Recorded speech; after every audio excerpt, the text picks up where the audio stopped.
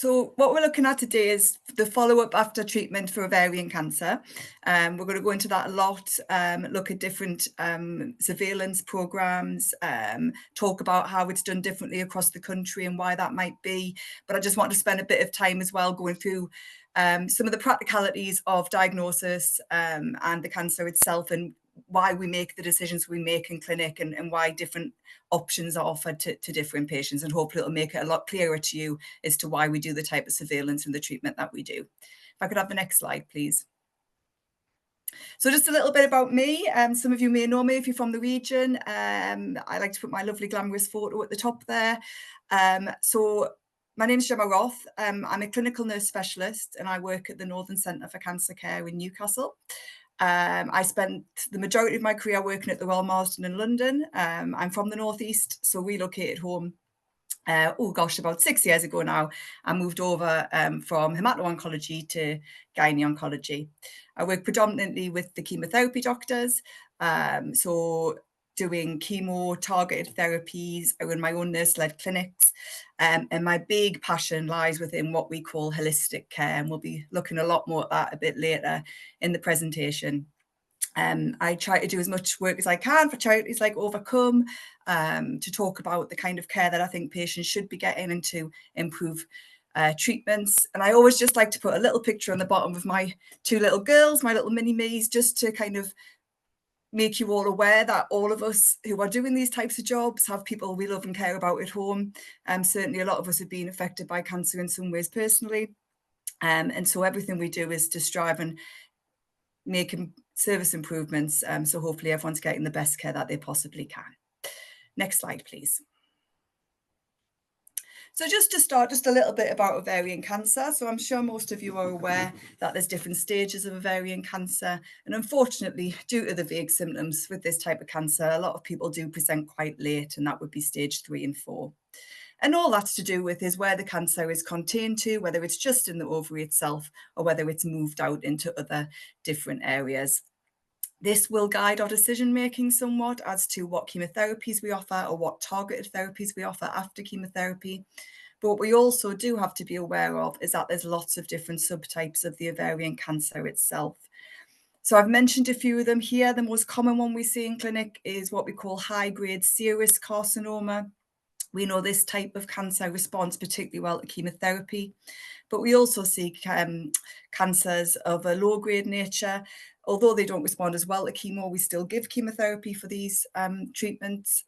However, we also find things like hormone therapies can be quite helpful for people who've got a low grade.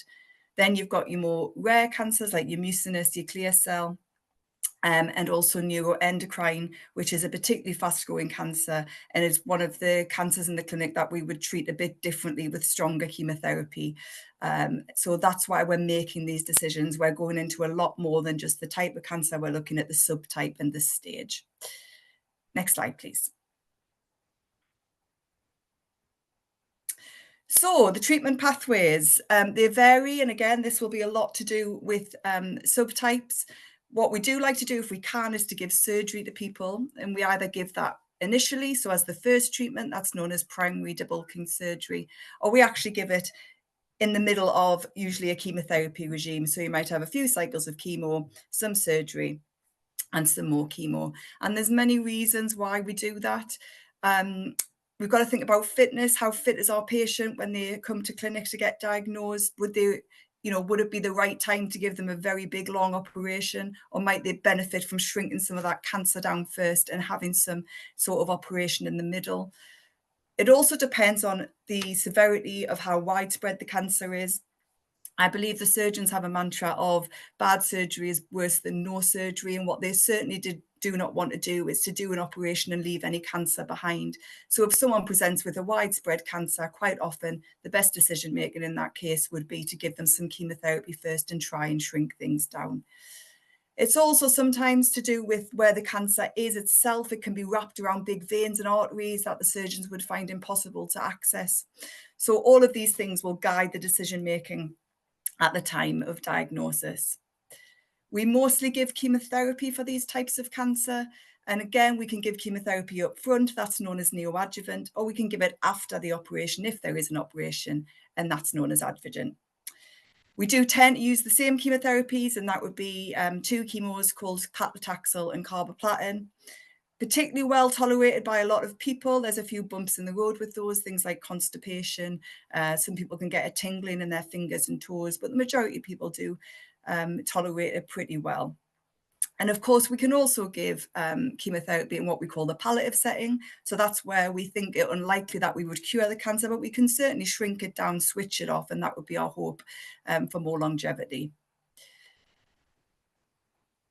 When I first started in 2020, that was pretty much it, your surgery and your chemo, but gosh, things have very much changed in our clinics, and we now have a lot of maintenance therapies. Some of you may have heard of them. We have a special drug called bevacizumab, or some people might know it as Avastin, much easier to say. And this is something we can give as a maintenance. You can have it with your chemo and after the chemo, or just after the chemo. And again, that depends on your stage of cancer and your fitness. And we also have the wonderful drugs called PARP inhibitors, and they're a tablet maintenance therapy that we can give after chemotherapy to reduce the risk of the cancer coming back. Or if someone has some cancer at the end of their scan, it can keep things at bay. And these drugs have revolutionized our clinic, but they will change how we do surveillance on patients. So I think it's really important to highlight why some patients get them and some patients don't. It used to be that only patients with a genetic fault would get access to these drugs, but now actually most patients can access them, but only certain stages, the later stages, stage 3, stage 4, unless it is in a recurrent setting. As I mentioned earlier, we can also give hormone therapies. So we know that some cancers are driven by estrogen. So you get your anti-estrogen tablets like letrozole and tamoxifen, and we can put patients on those. And as I mentioned earlier, the low-grade patients tend to do very well on these medications.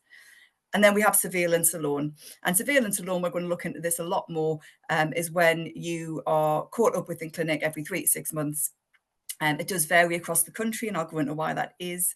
But that's all the different treatment options we have. And as I said, a lot of it is guided by genetics or by the stage of the cancer you were. So not everything's done in the same order, but quite often people will get the treatment just in a different way. If I could have the next slide, please. So just a little bit about genetics. It is wildly clever and confusing. When I first started in the clinic, we were only checking for the BRCA gene. Some of you may have heard of this. That's the gene that Angelina Jolie famously had a mutation in, which led her to have a mastectomy and a hysterectomy. And it was quite well publicized at the time. The BRCA gene, there's 2 ways you can get the BRCA gene. One can be that it's been passed down by a parent. We would call that a germline mutation. That means it's in every cell of your body. But actually, sometimes that hasn't happened. You haven't had that genetic pass down, but it is in your tumor itself. And that is just a mutation that happens when the tumor is growing, and that's called a somatic. And the reason I highlight that is because obviously, if you have a somatic mutation, you will be able to access some of the drugs that you otherwise wouldn't be able to, but there would be no genetic implication. And what we do in clinic is the somatic test is normally taken at the point of diagnosis in the form of a biopsy. And then the clever people in the lab will have a look at that. The germline test is normally a blood test. It takes 2 to 3 months to come back, but that can shape your treatment and access to different drugs. So it's very clever. The very clever people, certainly in Newcastle, we have a Centre for Life where the geneticists will counsel people and talk to people. And it's not always as dramatic as people needing a mastectomy or hysterectomy. If there is a pass down, sometimes it's just about extra monitoring, but it can inform and certainly help us be guided as to what is the best, most appropriate treatment for you. Next slide, please. So surveillance.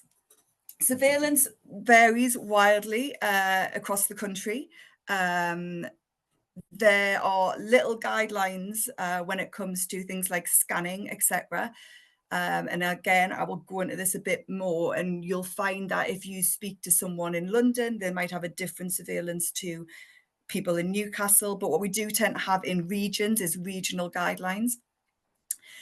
In remission, so you've finished your treatment, you finished your chemo, you may not be able to access a PARP inhibitor or may not want a PARP inhibitor, or for some other reason decide not to go on a PARP inhibitor, in which case you would go into a surveillance program. And what that would be a catch-up every 3 months for the first 2 years and every 6 months for the next 3 years. So it's 5 years in total. And then hopefully at the end of the 5 years, we can discharge you back to your GP. If you're on a PARP inhibitor, this will, although it's classed as your surveillance, we have much closer monitoring because we need to keep a close eye on your blood tests. So actually for some of the PARP inhibitors, depending on which one you're on, you might have weekly blood tests for a month. You might have weekly blood pressure for 2 months.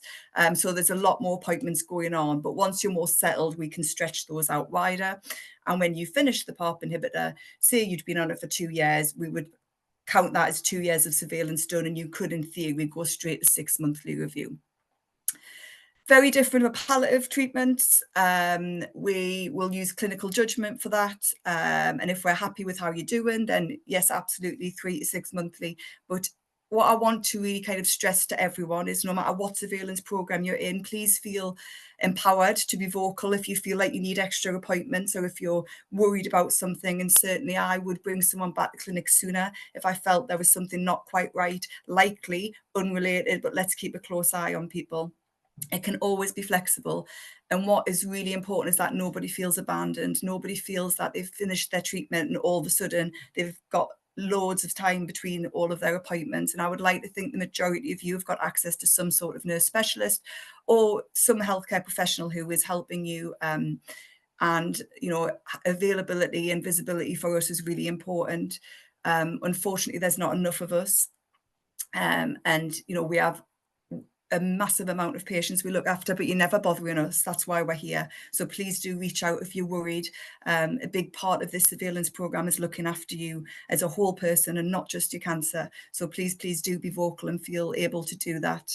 And like I say, there's a lot of flexibility that can potentially be there, both for what you need and for the clinical need as well. Next slide, please. So how do the surveillance appointments work? Well, thanks to COVID, a lot of us now do telephone appointments. It was essential during the COVID period, but actually what we realised was for the majority of people, it worked really well. They didn't have to come into hospital, pay to park, take off a day off work, etc., etc. So what we tend to do in Newcastle, and obviously it will vary across the country, is a bit of a hybrid approach. So I would always like to see a patient face-to-face for their first appointment so I can get to meet them, spend some good time with them doing what we call their holistic care. And again, we're going to talk about this a bit more in a while. And then if the patient is settled, then we'll go to telephone. And then every 3-6 months, if they say, actually, Gemma, I'd like to come in for an appointment next time, that's absolutely fine too. I want the patients to feel like we're working around them.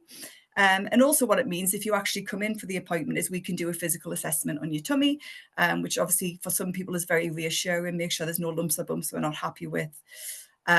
We will monitor your CA125. I'm going to talk a bit more about CA125 in a bit. But we will certainly ask your GP to check that blood result for us, or if they're unable to do that and assist, then we will book you into one of our phlebotomy hubs to have that done. As I said, CA125, I've got quite a lot to say about that on one of the upcoming slides, because we do need to be careful with how we're monitoring CA125. In Newcastle, we don't routinely scan. I know they do in some other parts of the country, but certainly we will scan if there's a clinical need. And as I said, physical assessment can be very reassuring. And these surveillance appointments tend to be run with a very, what we call, multidisciplinary approach. The majority of them are nurse-led. We do have some pharmacists doing clinics and also, the doctors themselves as well. Never feel that you're being given to a nurse because you're going to get not as good care. A lot of us prescribe now. A lot of us can do physical assessment. And we're always liaising with the consultants. You're still very much under their care. So in Newcastle, for example, I'll have a meeting with my consultants every Thursday morning on Teams, and we'll go through any patients and any issues, and never be worried to say to your nurse or your pharmacist, actually, would you mind if I saw the doctor next time? We won't take offence at that at all. That's absolutely fine. And if sometimes that bit of extra reassurance can go a long way. So I think it's very, very important that we're making sure that we're giving you the care that you need, and that's going to be helpful for you. Next slide, please. So the role of the GP in all of this. So it's very much a shared care. The GP should still be a point of call for any non-related cancer things.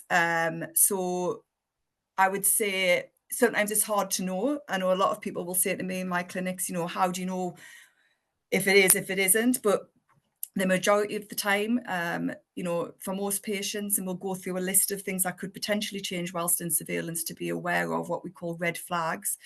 But certainly the GP should be a point of call for things like analgesia, anti-sickness, and things like that, particularly because we are doing a lot of the clinics remotely. The GP can also be very helpful with things like anxiety and low mood, and we'll look into this a bit more because we do know this is an issue, particularly when patients have finished treatment. There's a lot of holistic things that the nurse specialist can help you with. So myself will refer people to clinical psychology, for example, or look into massage therapies and things like that. But for some people, they do find medication helpful, and the GP should be a good point of call to manage that. Any vaccinations you're offered, so your shingles, your COVID, your flu, the GP should be able to help with those. Blood tests for appointments, that can be a bit tricky, particularly in the north. A lot of GPs now don't like or can't assist us, should I say, with doing the blood tests. There's lots of different reasons for that. So what we've done in the north is set up hubs around the area to bring people in. What I want to try to avoid if somebody's having a telephone call is that I'm bringing them into my hospital to have a blood test to then give them a call. I'd rather see them face-to-face in clinic if that was the case. So it's about trying to make life easier. Any sort of district nursing input for those people who are unable to leave the house. Palliative care nurses can be arranged through the GP, but again, your nurse specialist can do that for you as well.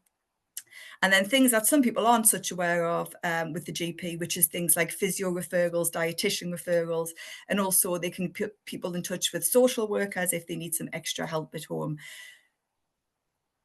I think we're all aware, and I think it's fair to say that things have been very difficult and stretched for GPs, particularly since COVID.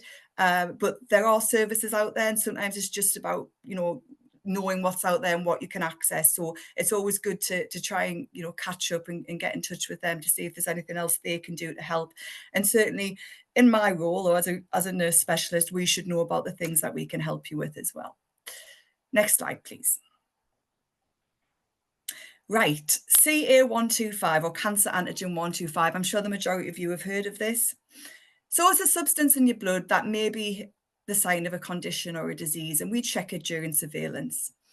The normal range in the majority of labs is between 0 and 34. Some labs, the cutoff's 30, but it's normally about 0 to 34. And I have to say, in all my years of doing this job, I've never seen one of 0.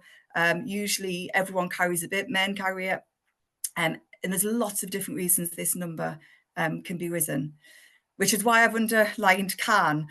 It can be indicative of a cancerous process, absolutely. And certainly a lot of you with diagnosis may have had a raised CA125, but very interestingly, we can have people with a stage 4 ovarian cancer who've got absolutely normal CA125. One of my consultants puts it beautifully. It's an art form, not a science. We have to look at the bigger picture. And what I would really say to you all is when you're in your surveillance appointments, if your CA125 is out of range, please try not to panic in the first instance. It could be anything from thyroid to inflammation. If you've had a chest infection, if you've got arthritis, if you've got a liver or a heart problem, there's so many different reasons. So allow us, when we're doing the appointments, to try and get to the bottom of any other reasons behind it. We wouldn't automatically scan a patient who was well with a raised CA125. We would just repeat in about 4 to 6 weeks. And the reason we have to wait that amount of time is because if it is an inflammatory process, we need to give that time to kind of resolve itself.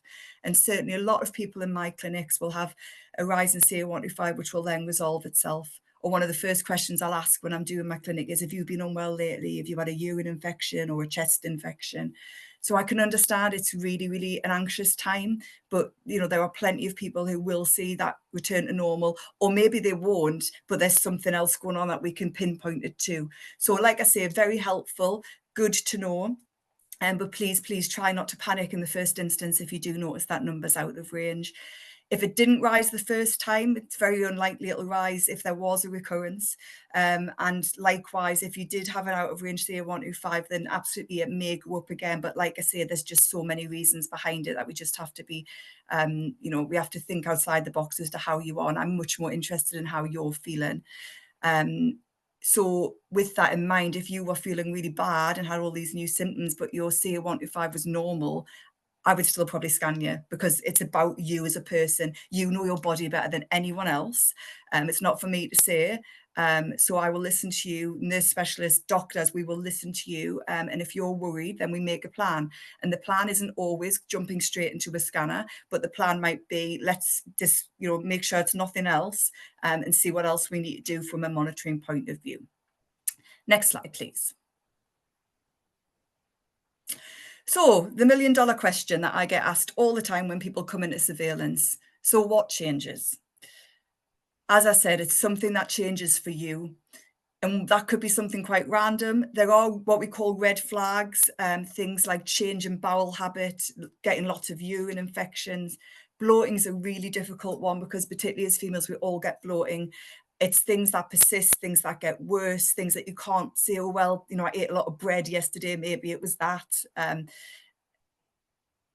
Abdominal pain, again, is a difficult one. For those of you who had surgery, a lot of people get what we call adhesion pain. And this is where the scar tissue sticks to each other. Things have moved in there. It was a big operation. And actually, some time after surgery, people can get new pulling, tugging sensations. Sometimes people get hernias. So it's about listening to your body. Is it persistent? Does it come with back pain? Is it like a period type cramp? And what I would really empower you is, don't wait for your appointment. If you're getting any of these new symptoms and you're not happy, pick up that phone. Don't think, oh, I'm speaking to my nurse in 4 weeks' time, I'll wait. No, please pick up the phone and we'll think about what we're going to do, whether that's an extra blood test or whether we have a quicker appointment. Some people obviously might notice a change in their energy levels. That's really difficult. Everyone's tired. The winter's tiring. In the north, we're tired because of the weather. But again, it's just listening to your body and just speaking out and letting us know. And of course, as I said, the rising CA125 can sometimes be helpful and sometimes make us think, is something going on? The only thing I would say about rising CA125 is it's more sensitive than a scan. So if you have a rising CA125 but feel really well, the chances are a scan may not in the first instance show something. So we just need to be mindful of that as well. Next slide, please. So when to scan? Well, as I said, it's very frustrating. There's no national guidelines on this. And I do know that some centres do more routine scanning than others. And I'm going to go a little bit into the kind of research behind that in a few slides' time. I can only talk from a Newcastle perspective, although I do know other centres and what they do, but we would scan when the CA125 begins to double on a couple of occasions, or if the patient has new onset symptoms, or both. It does differ for palliative patients and patients on maintenance treatments like PARPs or hormones, hormone therapy treatment.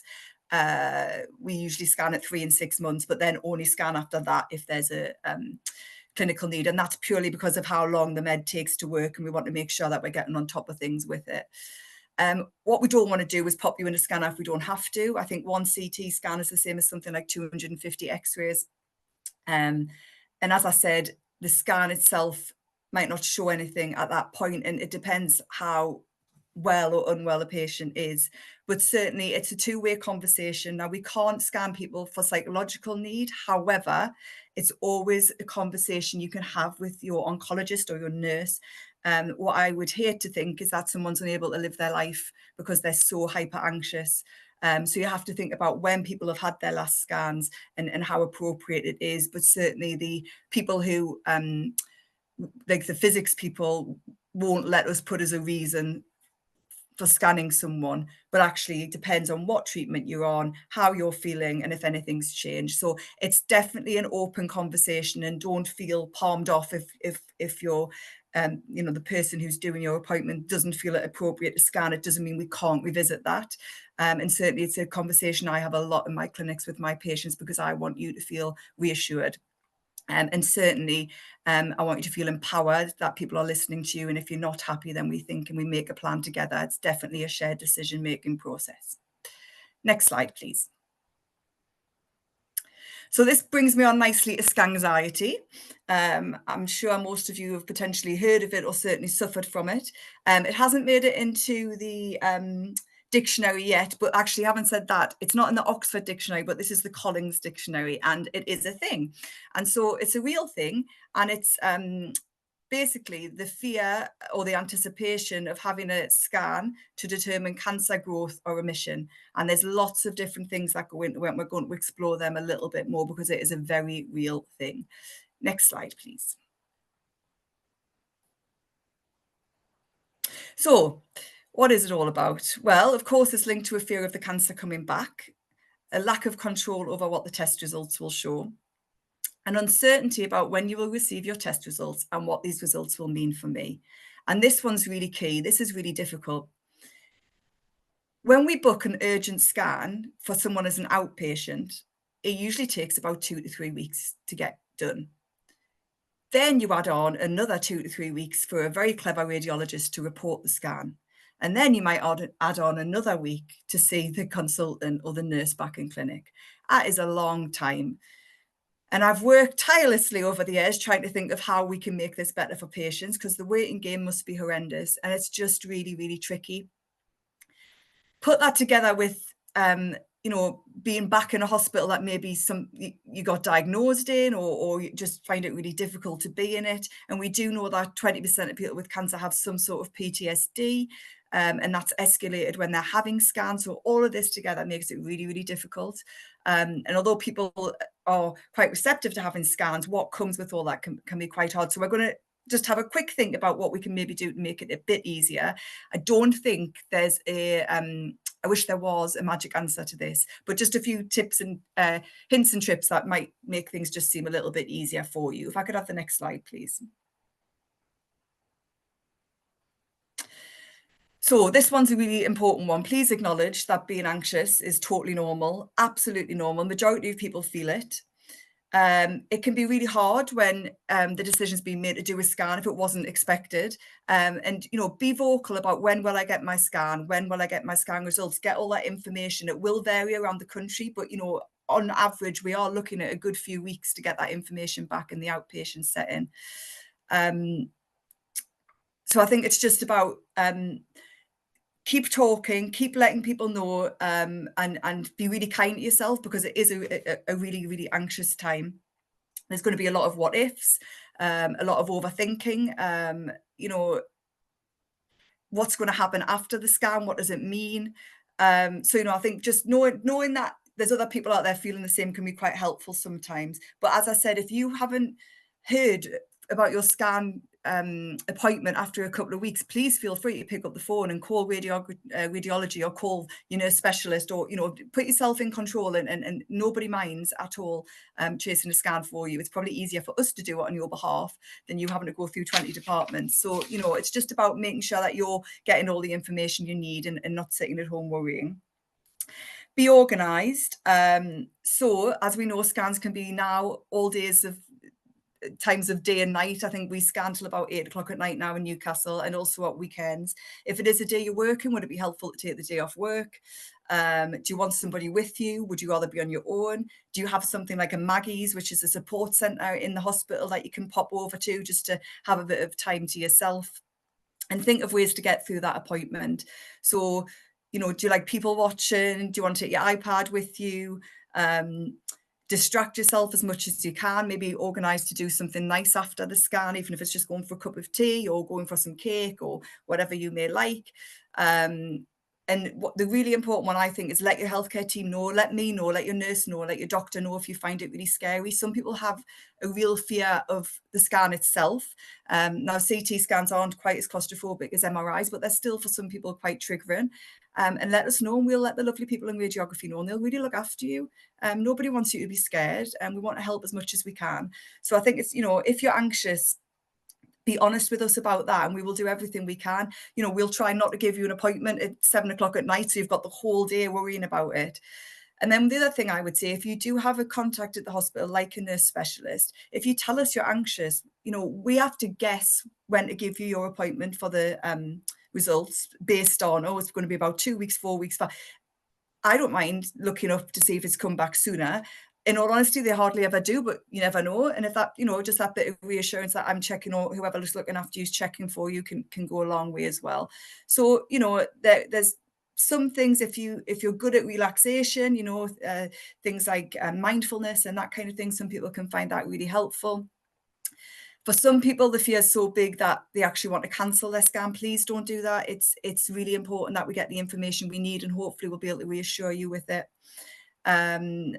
But yeah, do feel free to let us know if it's something that you really struggle with, because you won't be alone with it, and we'll be able to give you that bit of reassurance. Reassurance can go such a long way, I feel. And that comes back to that message that I give my patients, and that I'm giving you, no matter who your nurse specialist is, you're not bothering us. That's why we're there. We want to help. We genuinely do. Next slide, please. So I don't want to go on too much about recurrence. Obviously, that's why people are in the surveillance programme. We're keeping an eye on you, and we do so for 5 years. But what I do want to say about recurrence is there are a lot of options out there. And certainly for the majority of people, and it always depends on how long it's been since your last chemotherapy, but we quite often can give the same chemotherapy again, or there's different regimes we can try. As I mentioned earlier, sometimes we put people on hormones because that will keep things at bay for a while. Some people even have a second surgery. There's things like radiotherapy for symptom control. And it's a personal choice, and we'll talk you through those choices, and we'll cross that bridge if or when we come to it. But I just wanted you to kind of be reassured that there's a lot of options out there for a recurrence, but we're keeping a really close eye on you. And we're listening to you, and we want to help you, and we want to make sure that you're staying well. So like I say, I don't want to dwell on it too much for you, but just be reassured that there's lots of different things out there that we can still do. Next slide, please. So this is just going back to what I was saying about the scanning and why it can be very confusing across the country. So the BGCS, which is a wonderful organisation, every year we go to a fantastic conference all around the country and learn lots of new things and meet lots of fab people. And they've done a bit of research into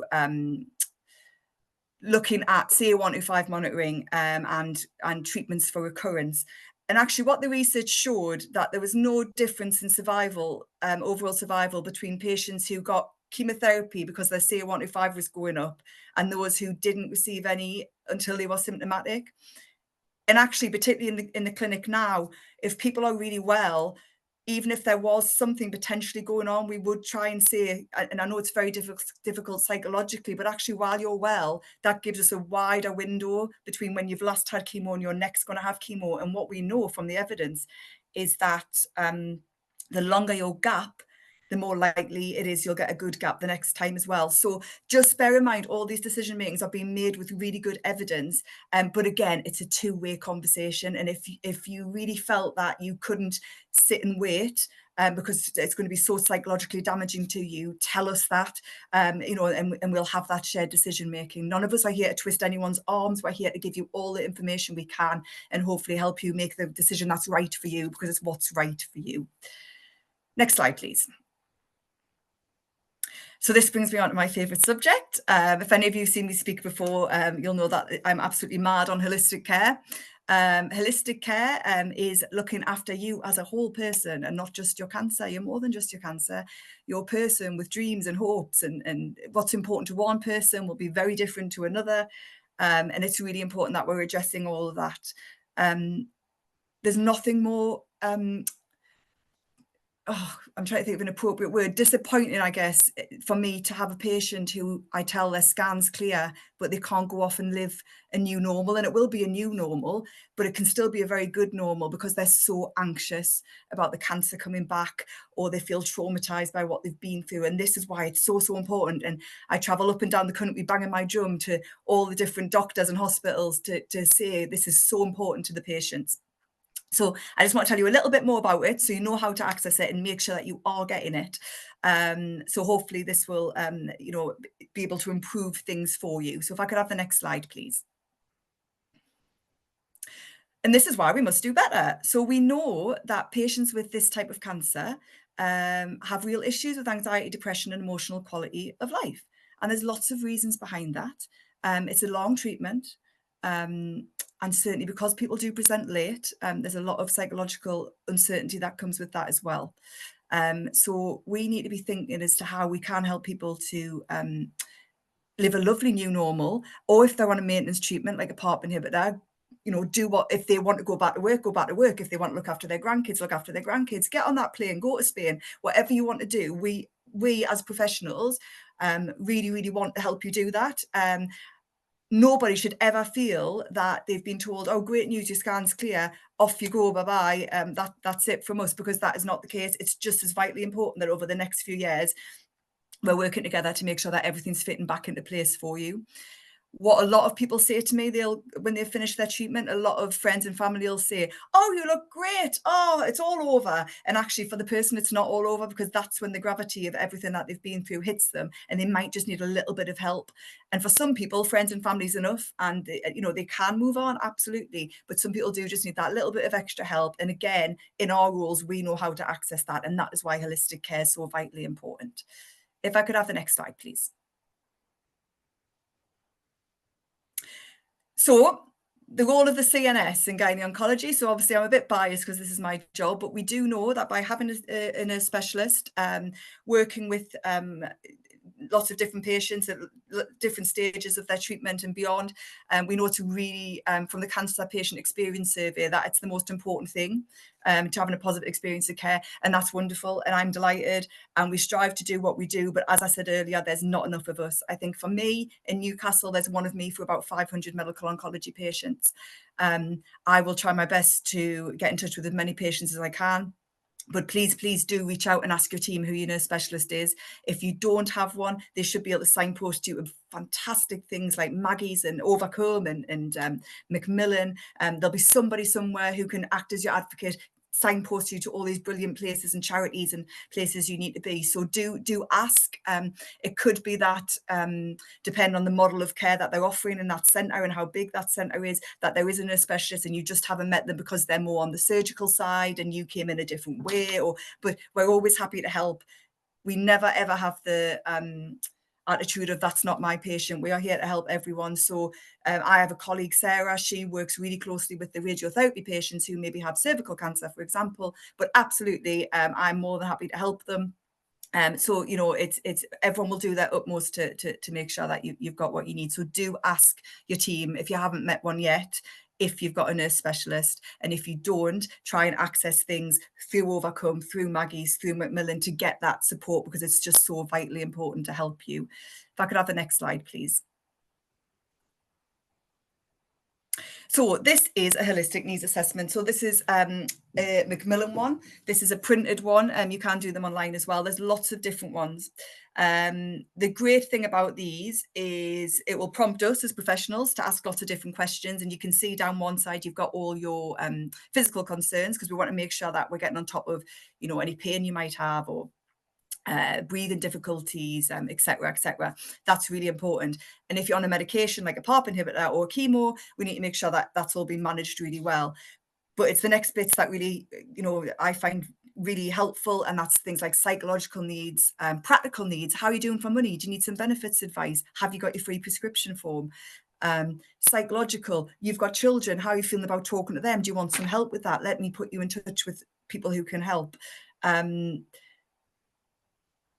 And how are you coping? How are you coping?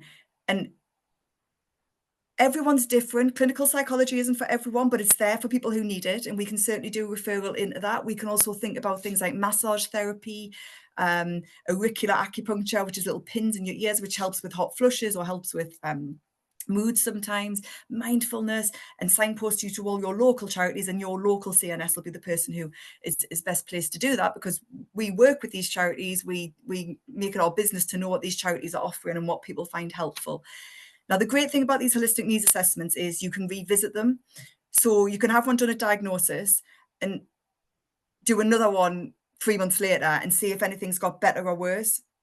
What I would say to you is, even if you haven't physically had one of these done with your nurse specialist or your pharmacist or your doctor, I can guarantee that the majority of us are doing these all the time. We just might not physically be using a sheet to do it. We're always asking these types of questions. We're always, hoping that we can help you in some other way. So you can print them off. You can ask for one to be done. Your GP can get a copy of it as well. But they are really, really helpful. And sometimes you might just not have thought about something that's on there and think, actually, that is a really good point. I hadn't thought about it.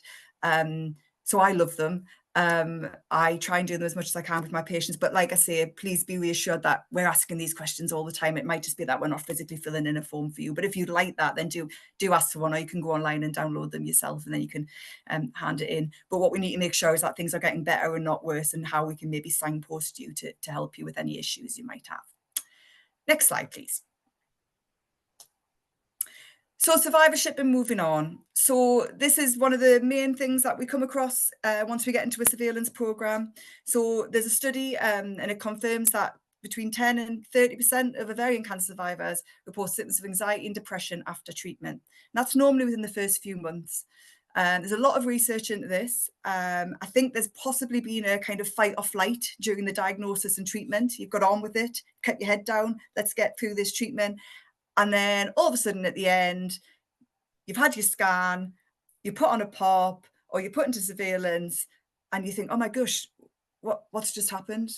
And then you might have some concerns with the fact you haven't been able to work and get your money, or dynamics might have changed in the family, or you're just not feeling yourself, because everyone does expect you to get back to normal. But what is normal now is something very, very different. So it's really, really important that we're making sure you can access the support to help you do this. And as I said, everyone's different, but there's normally something that people find that fits for them to work, whether that be clinical psychology, whether that be the buddy system through Macmillan, whether that be one of Overcome's webinars like this, or one of their forums.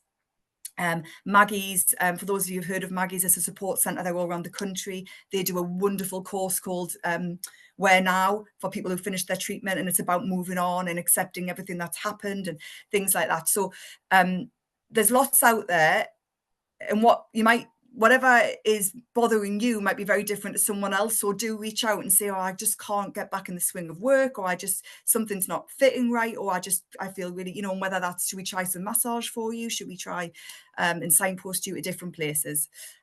Next slide, please. So I just wanted to finish to go through a few of those things. Obviously, it will vary across the country, but these are all things that are available all over the place. Overcome, love Overcome. They give me a wonderful platform to talk about things like this and hopefully help people and empower them and reassure them that everything that is happening, hopefully we can help with different things. Maggie's are another wonderful charity, and there's a very good course Maggie's do called Look Good Feel Great, where they'll help you with makeup. People have a change of body image. You get lots of free samples, I do believe, at the end of that one. Macmillan are wonderful. They can help with everything from benefits to grants and all sorts of things. Cancer care mapping, this is a really good one to share with the national audience. cancercaremap.org. If you put your postcode in and then gynaecological or ovarian cancer, it will come up with a list of lots of different support in your area. It's great. So check that one out. And then I just really, really quickly wanted to mention a little bit about menopause. The menopause services in this country are not great, but Boots have started a partnership, and they're training up pharmacists to be specialised in menopause caused by cancer. and their treatments. So that's quite new. There was quite a bit of publicity on it a few months ago, but since we've gone a bit quiet, but that is happening. And then Cancer Support UK, Cancer Research, there's lots of them. We've got lots of fantastic regional ones up in Newcastle, and they do things from walking and talking groups to coffee mornings to kindness kits, all sorts of things. So there will be something in your area too that can be helpful. Reach out. Nurse specialists can refer you to all sorts of different people. And like I say, please, if you take one thing away from today, and that is you are never bothering us, and we want you to call, we want to help, and we want to make things as easy as we can for you. Myself personally being affected by cancer with my family, I know how important it is for the friends and families and significant others to be supported as well. So I would say reach out, and we'll find you something that works for you and can help you. I hope you found it helpful. I know it's a lot of information. I'm more than happy to answer any questions, and any questions that I don't get time for tonight, I will go away and look at, and we will get back to you. So many thanks for your time. I know that was a long one, but I hope you found it helpful. Thank you so much. That fantastic. You've covered so much ground there, and I think, you know, I'm sure everybody will agree it's all such useful information that's going to help people in lots of different ways. I'm just having a look at, we've had 3 questions put up. I think we'll start with this question. So the questions, as we said, are anonymised, so there won't be any names mentioned here, but we'll start with this one. So I'm coming up to my 5-year remission. I'm feeling very nervous about being discharged. Would the GP then contact me for blood tests, or just get tested as and when I need one? So some of these questions I think you have covered, but if you can just give a little bit of response there, that'd be great. It's one of the greatest pleasures of my job is when I get to discharge people. It really is such a lovely thing, but you're not alone. Majority of people will say to me at the last appointment, oh, I'm really nervous about this. It's a wonderful big milestone. It's great. But unfortunately, and again, I can only really talk for the Northeast, but I'm pretty confident in saying it will be the same around the country, that no, the GP wouldn't automatically check your CA-125 for you unless there was a clinical need. However, if you were worried about anything, the GP should go back through an initial referral process like they did way back at the beginning, and you get referred back into the service. Personally, I can only speak for myself as well, but I don't mind people contacting me, even if it is after 5 years. They've got my number. I'm more than happy to have a reassuring conversation with them.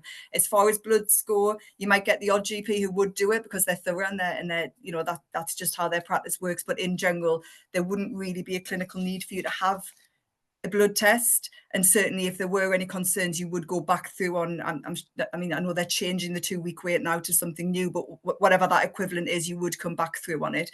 And again, it's empowering you to, you know your body, and if you're not happy, the GP should take that seriously. Thank you, Gemma.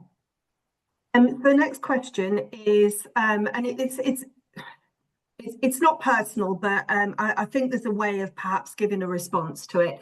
So it says, I've been offered a PARP inhibitor, olaparib, because of a BRCA mutation found in the tumour. However, they were told that they were only eligible because of that mutation. On the other hand, a friend of theirs who's had a very similar diagnosis has not been offered a PARP inhibitor. No mutation found. The question there is, can they contest that decision?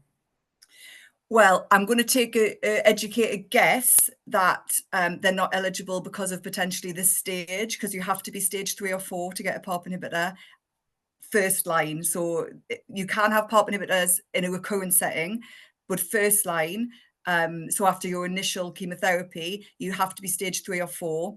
Olaparib is only available to patients with a BRCA mutation or with something that we call HRD, which is about how the cells repair themselves. Niraparib is available to non or BRCA wild type is the clever word for it. But I'm going to punt a guess that your friend hasn't reached the criteria to be able to access that drug. And I would recommend that she asks her oncologist if that's the case, because I can't think of any other reason why she wouldn't be, unless the only other thing to mention with PARP inhibitors is you have to be pretty fit to have them. So we have a thing called performance status. Performance status 0 is you can do everything. Performance status 1 is when you have to rest a bit. You have to be performance status 0 to 1. So anyone who's got any other illnesses or things like that sometimes isn't fit enough for the PARP inhibitor. So it could be something to do with that as well. But there will be an explanation for that, absolutely. Thank you, Gemma. I think you've answered this one quite well, actually, but I'll just float it there again. It says that it's interesting that you don't scan in Newcastle, and I know that you covered scanning and reasons why. They have asked, is this because you rely on the CA-125 and physical assessment alone? I think you've covered it, but I wanted to just... Sorry, can you just say that again? I rely on... Is it because you rely on the CA-125 and physical assessment alone? No, it's just the guidelines that have been written by our Cancer Alliance, looking at all the evidence, don't feel it necessary to scan people unless there's a clinical need, basically. So, and it's tricky. It's really hard for me working in Newcastle to be able to justify that to patients who are speaking to someone from Manchester who's getting scanned every 6 months. The only thing I would say is scanning when appropriate, absolutely. But I don't want to be putting you into a scanner if I don't have to.